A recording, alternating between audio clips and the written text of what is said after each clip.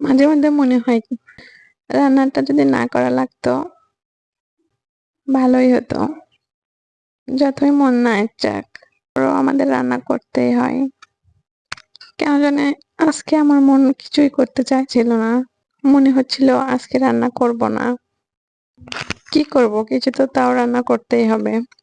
তাই রান্নাঘরে চলে আসলাম, কিছু রুটি বানালাম আর সাথে একটু ভাজি করলাম। শীত পড়েছে, অনেক ধরনের সবজি নেমেছে, তাই মনে করলাম আজকে রুটি আর সবজি বানাই।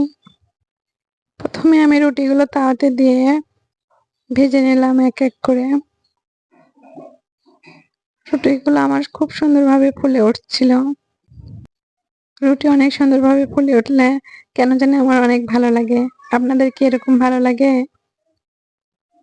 আর সকালের রাস্তায় গরম গরম ভাজি আর রুটি ভালোই লাগে, তাই না? আমি রুটিগুলো একটা একটা করে ভেজে নিয়ে কাঁচা তরকারিগুলো কেটে নেব। আমি আলু, গাজর আর সিম দিয়ে ভাজিটা করে নিব।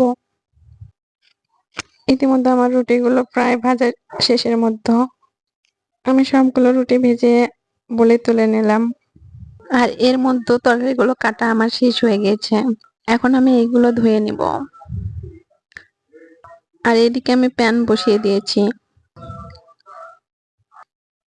প্যানে তেল দিয়ে দিছি। আর এখন গরম তেলে একটু জিরা দিয়ে দিলাম। জিরাগুলো ফুটে উঠলে আমি ভাজিটা দিয়ে দিব। আর আমার মনে হয় আপনারা সবাই জানেন ভাজি কিভাবে করতে হয়। এখন আমি কেটে রাখা তরকারিগুলো এর মধ্যে ঢেলে দিয়ে দিলাম।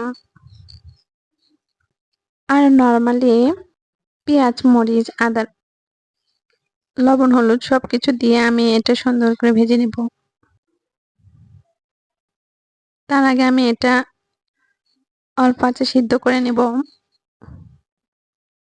সিদ্ধ হয়ে গেলে এটা আমি সুন্দর করে ভেজে পরিবেশন করব।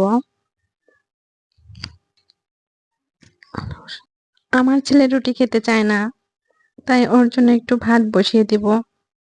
আর এই সবজিটা দিয়েই আমি তাকে ভাতও খাওয়াবো।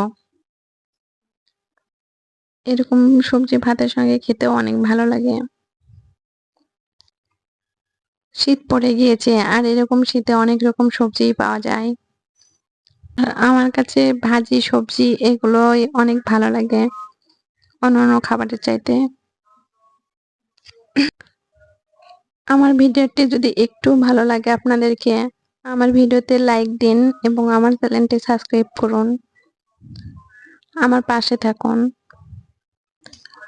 আমাকে নতুন নতুন ভিডিও বানানোর উৎসাহিত করুন।